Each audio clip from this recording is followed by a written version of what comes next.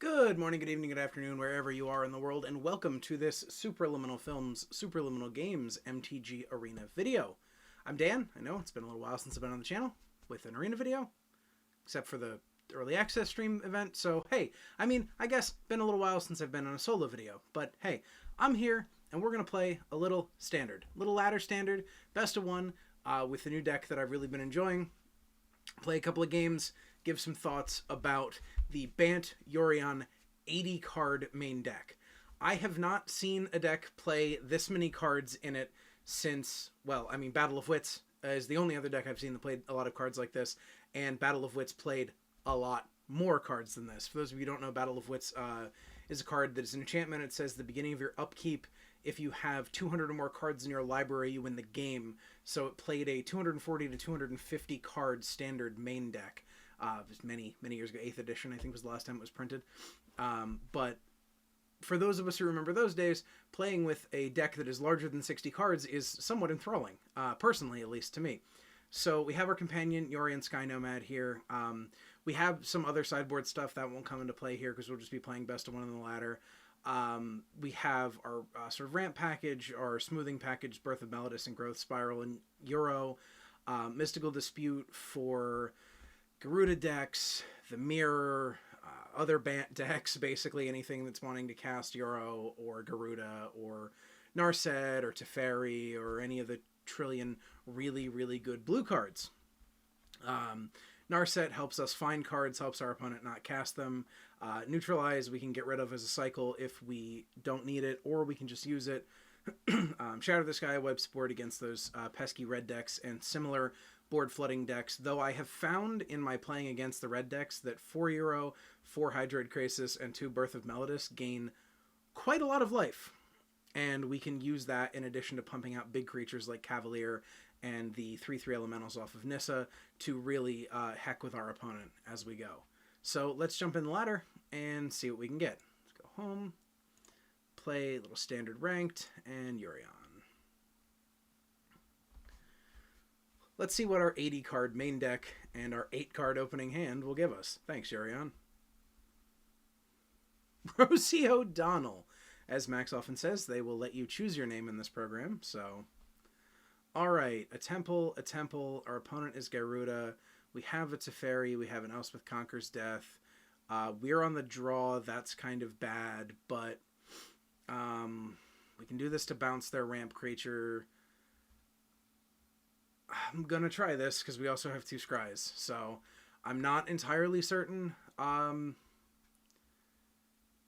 how this is going to go, but we can get a Teferi. We can stick a Teferi on 3. Tameo does not seem like it's going to be enough value. The nice thing is our opponent will not be able to mill us. Also, they appear to be quite on the Bant plan, so we're going to go ahead and leave this tapped land there so that we can flash in an Omen of the Sea and also hold up mana to maybe bluff a Quelch. Okay, Growth Spiral. Let that resolve. Unfortunately, our opponent looks like they are not going down the mana creatures ramp route,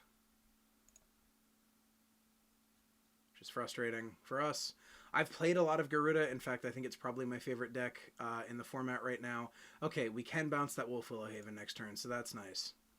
That'll set them off, possibly from casting Garuda. And sometimes all you need is 1 turn against the Garuda decks. So, end of turn, we'll flash in this Omen of the Sea. Get a little Sea Ordain action. You can bottom. Go. Draw Shatter. Shatter feels great because the opponents often do not have haste. And we'll down tick, bounce that Wolfwillow Haven, and draw land. So we have the 5 land that we'll need. See, this feels great because we put off our opponent casting Garuda, which they would have had there, so that's cool. Now they will have Garuda next turn, but again, they won't have haste, so we can shatter out their everything. Another Teferi. We have a Teferi in hand. We don't really need that. So we'll tick up Teferi. and we can scry here at end of turn. So pass that along. Also notably, we are representing Counterspell here. And that's a big one for the opponent now. They're probably just going to jam, and we'll let them get it. See what we get here. All right, so they milled a Spark Double and a Garuda in that, and some other things, but Spark Double was the thing of note. Broodmoth. They have the anti-Shatter the Sky tech. All right. They're playing the slow game. They've played this matchup before. Let's sack this Omen. A little scry action. That's turn too late. And Shatter. We already have the Shatter, and we know that the Broodmoth is going to heck up that plan. I think I'm going to bottom that Shatter. Okay, we'll play this Temple of Mystery. And bottom the Temple of Plenty. And I'm going to tick up to Fairy so that we can Shatter the Sky in their combat step. Yes. We will Shatter the Sky in their combat step.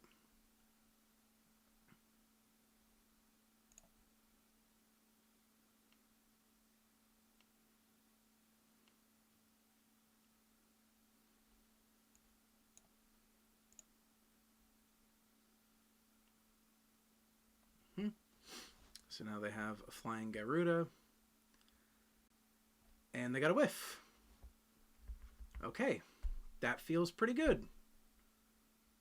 They have a Thassa, so they'll get to Garuda again.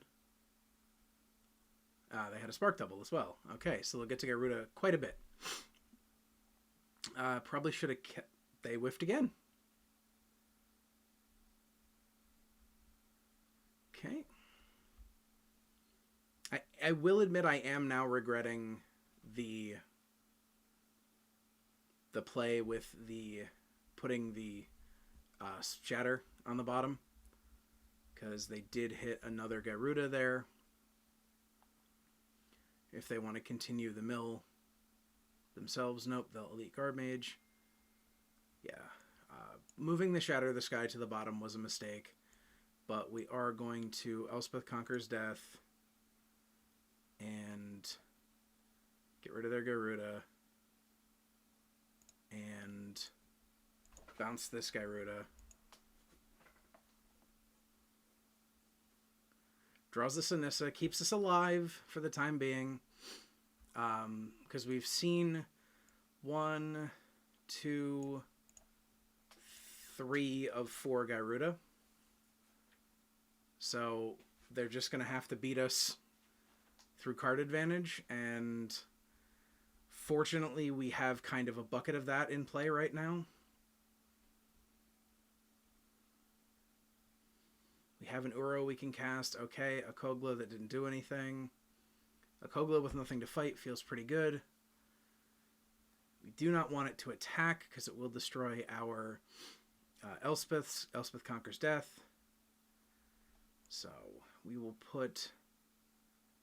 Alright, let's think about this. 1, 2, 3, 4, 5, 6. That'll put us up to 7. 5 can get us... with another forest, and forest is 4 on top of 5 is enough to cast... is not enough to cast Uro.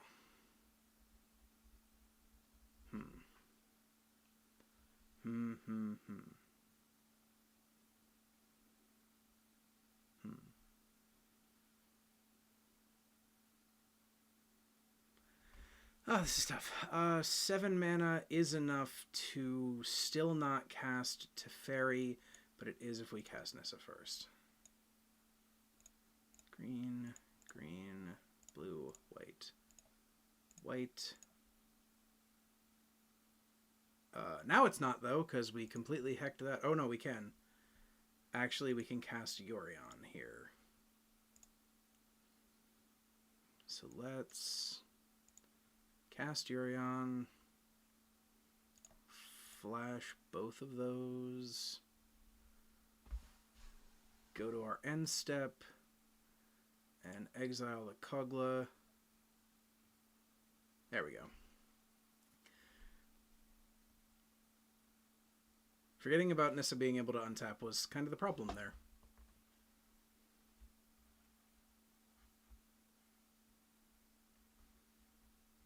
Now, they can tap down our Yorion. Yep. You got it, opponent.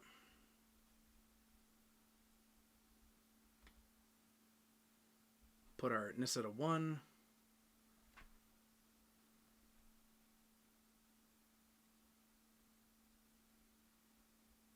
Still going to use our Nissa to tick up. And we'll... Yep. Blink that. Draw your card. Okay. Yep. Triggered our opponent having more expensive non-creatures. Activate that ability. Go get ourselves forest because it means more mana. Okay, we are going to tap, tick up, blue and white, cast a Teferi.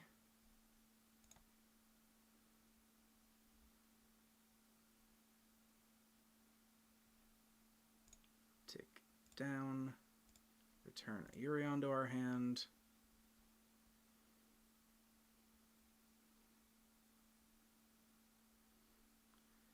Tap that for blue, tap that for green is 4. Tap that for blue, recast Yorion.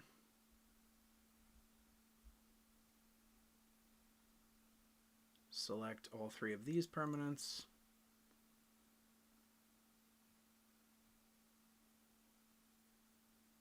And bring them back.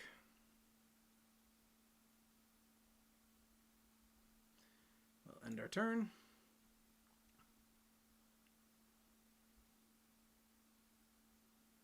Up. Exile their Thassa.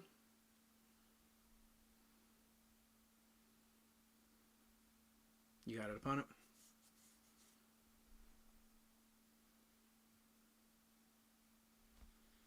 We could have cast Cavalier of Thorns there if we tapped before we exiled the Nissa, but that was a mistake, I will admit. If we were on stream, I would say to increment the punt counter, because that was a mistake that I made. And they have another Thassa, okay.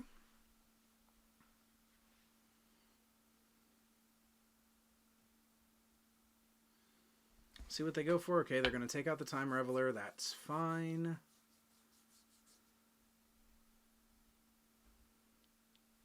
So we have 44 cards in our library to their 20, about to be 19.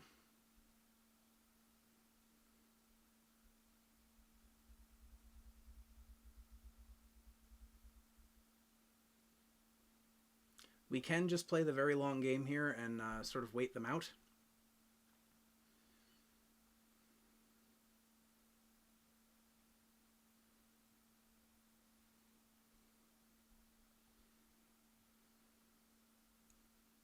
Okay, we're going to put that into play tapped, that to the bottom. I'm going to leave 3 up. So we're going to tap that for blue and untap it.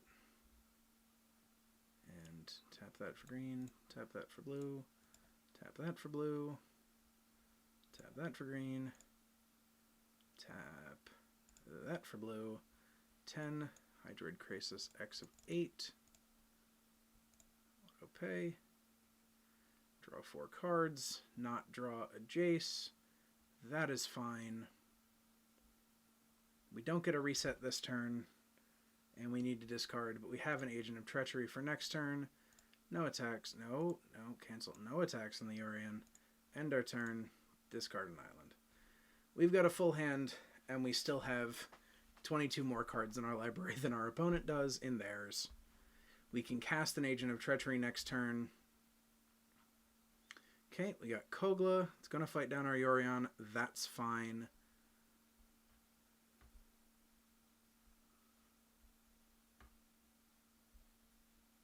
If they want to take out our Nissa here, that's also fine, because we can get their Kogla with Hydroid Agent of Treachery next turn. Yep.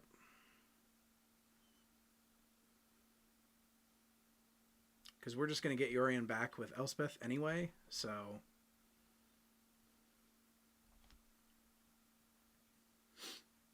Yep, Spark Double.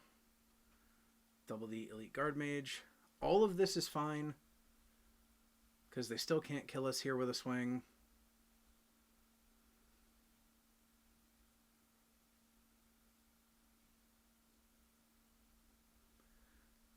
We're just going to get that... Actually, now we're going to get the Nissa back. See what they blink. They blink Kogla. That's not going to kill the Hydroid Crisis. And the Kogla is just going to die. If they want to take out a forest, that's also fine. We get a land. We can get back to Fairy. Yorion. Yorion is not really useful here for us. So we will get back Nissa. With loyalty counter on it. Okay, so we have a breeding pool that we will pay 2 life for. We will tap it. Use this Nissa to untap it. And then we will play Agent of Treachery. Stealing Kogla. And then we will play Cavalier of Thorns, which also has reach. We'll get a Temple of Plenty onto the battlefield. Move a Temple of Mystery to the bottom.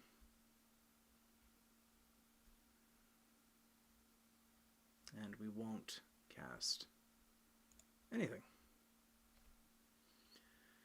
Okay. Baby needs to hold. We have 10 coming in. They can't tap everything.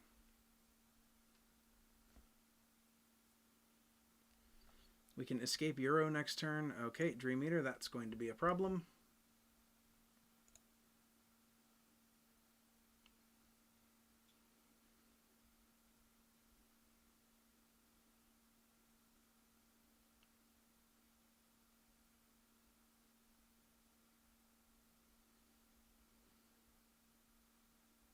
I think this entire game hinged on me bottoming that Shatter the Sky, and that was a mistake. Alright, you got it, opponent. Because they can recast that now. Yep. And they can fight down one of our blockers. Okay, fighting down the Agent of Treachery. So they don't have enough mana to tap down one of our blockers.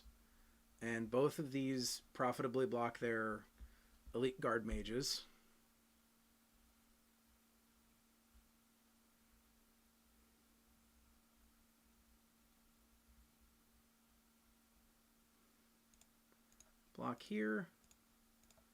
Block here, and block here.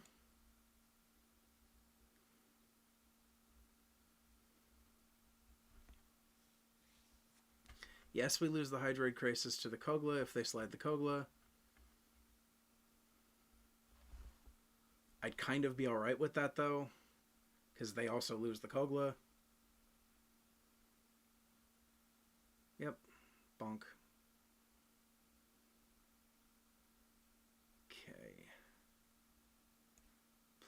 That out. Alright, how many cards? 32 cards. We know the bottom one is Shatter the Sky. We have one other Shatter the Sky in the deck. What gets us a good win here? I think it's just go all out with a Hydroid Crisis. Well, no, it's Escape Euro first. Just gonna 1, 2, 3, 4, 5, submit.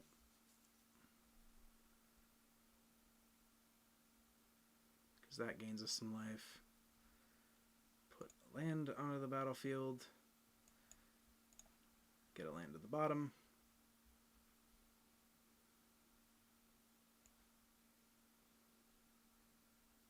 And what can we Hydroid Crisis for? If we blue and green, white, white, blue, blue, blue, untap a forest to make 2 more is 5, 9, 10, 11. X of 9. Auto pay. Draw 4 cards, gain 4 life. Got one of the other shatters. No attack. Discard a Temple Garden.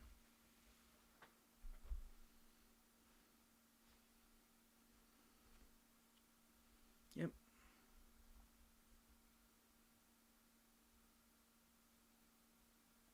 And that's Xaxes. 1 mana shy of it not being Xaxes, unfortunately. But that is Xaxes, if they choose to make the attack, and they do.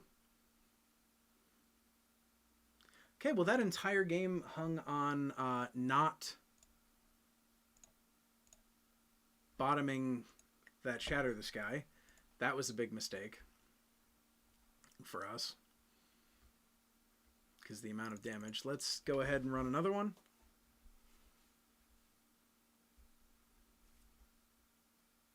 Hopefully we can get a quick match.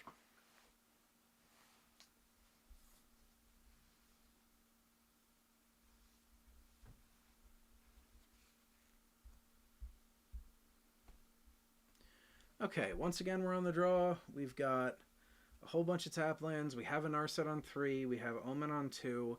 We have like no ramp or really interesting stuff, but it gets us almost to Yorion early. With Planeswalkers, I'm going to keep it.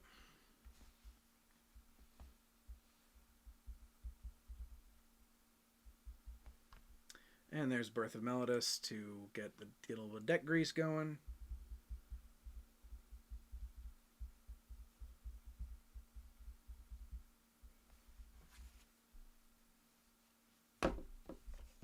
Sorry about that. Okay, opponent has played Shadow Spear and 2 mountains. Interesting. Going to get a forest. And then play a Plains, and we'll play the Birth of Melodus. Get ourselves a Plains.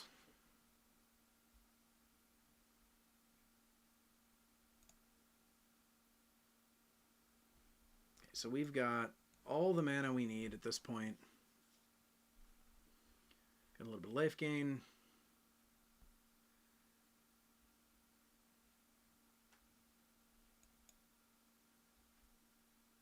Basic land.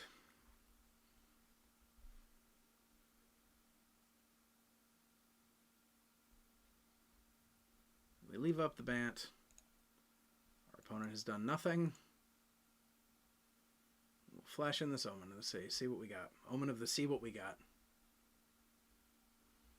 Bottoming any land here at this point, just because this is already more land than we need. Bottoming a land. We'll take a Hydroid Crisis because it'll be useful here in a little bit once we get a Nissa going.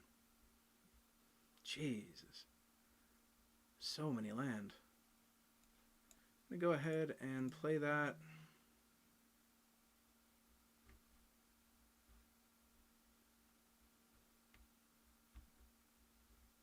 Get an island. Cast this Narset. Which we're going to use. Get another card in our hand. Really just keep the card advantage flowing here over this this mono red opponent that seems to be either really stuck or just having a time. Ah, opponent is in fact not mono red. Okay, Stormfist Crusader is going to allow us to draw a little extra cardage, but that doesn't give haste, so that's fine. All right. I am going to play this basic Plains, use Narset to get an Elspeth Conquers Death, even though it doesn't affect either of those things. I'm going to cast a Yorion, and I'm going to slide both of those.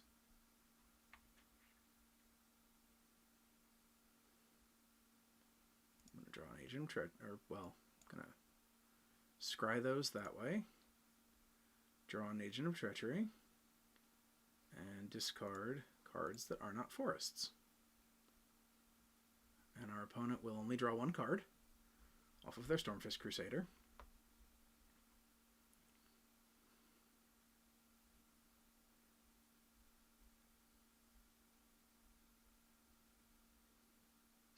And if they play anything large, we're playing Elspeth Conquers Death in a tapped Breeding Pool. If they don't, we're playing Nissa Who Shakes the World with an untapped Breeding Pool. And then untapping a land and casting a Euro to gain life back. Okay, Judith, you got it.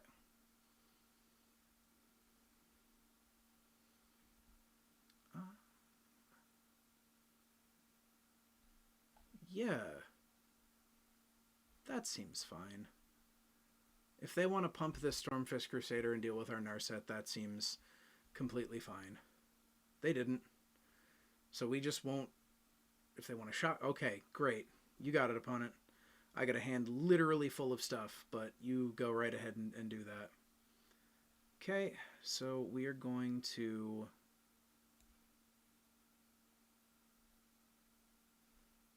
play a... let's think about this. 1, 2, 3, 1, 2, 3. Okay, so we can play an untapped Breeding Pool. We can play a Jace. Use it to bounce the Stormfist Crusader. This turn we bounce Stormfist Crusader.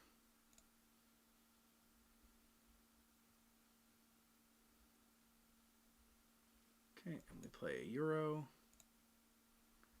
Gain some life. Possibly if we draw another land, get to put it on the battlefield. If not, that's also still fine.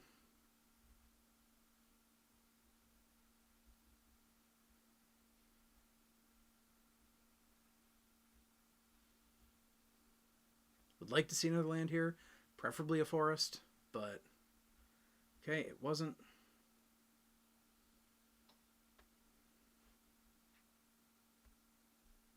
We will not attack with Yorion.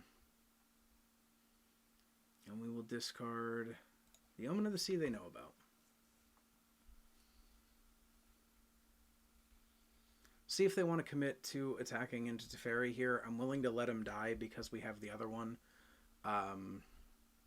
You know, ideally getting to 8 mana is the answer because then we can Teferi and Yorion and reset every turn, which is kind of really exciting.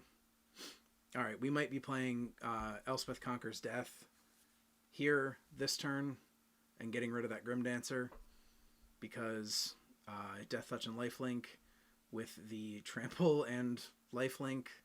So that seems like maybe not the best decision on our opponent's case. Alright, we did get another land. I'm going to use this to go get a forest. And we're going to play the Elspeth Conquers Death they know about.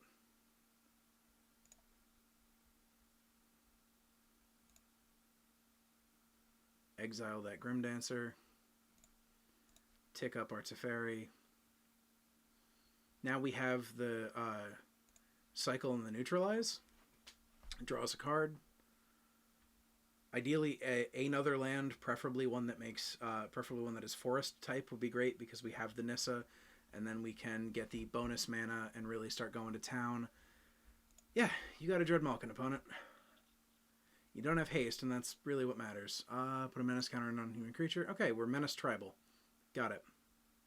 That already has Menace, opponent, but Judith is a human, so it has double Menace now.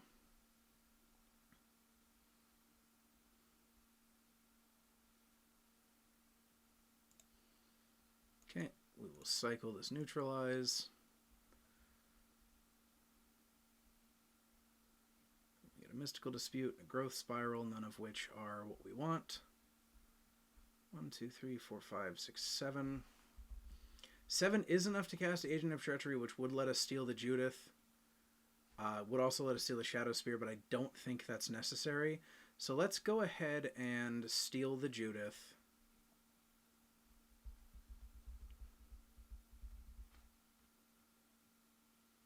Because Judith also gives us blockers for the Menace. We'll tick up Jace, or Jace, Teferi. Feels like Jace. It's really Teferi. Steal your Judith. No activated abilities you can activate. We'll tick up Teferi.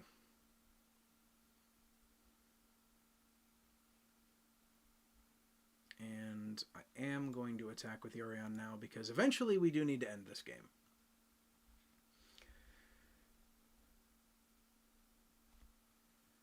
And next turn we're going to be able to get back Narset or Euro and have a Euro trigger, or get back anything they kill of ours.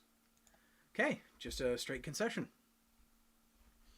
So that's kind of, that's more what the deck wants to do. It's just this, like, relentless cavalcade of card advantage engine. Just churning and churning and churning. Oh, we've played 25 lands. Churning and churning and churning our opponent until they are no more. There are several different varieties of the deck, and I'll be honest, this one is a slight tweak from the one that I found, because I did not have 4 Shadow of the Sky, I only had 3. And, oh, I have a rare wild card. Well, I can now build that Shadow, or now I can make that Shadow of the Sky. And I can take out the something that I now don't remember that was in place of that Shadow of the Sky. But if you like what you're seeing at the end of this video, it is the end of this video. If you like what you're seeing, that's the correct order for that. We're here on YouTube all the time. Make sure you like us. Make sure you subscribe. Make sure you get the little notification bell on so that you know when we post a new video. Hint, it's every Thursday at 1 o'clock we post a new video. It's Arena, it's Magic, it's Pauper, it's comedy, it's horror, it's film, it's little column A, little column pretty much every other one. We're also at Twitter, Twitch, Instagram, Facebook, www.superliminalfilms.com. You can find everything that we do. We do podcasts, we do videos, we do streams, and we do all sorts of other things. Basically, if you can find the word superliminal and films next to one another, you can find us. I know I stole that from Max, but hey, until then, bye everybody!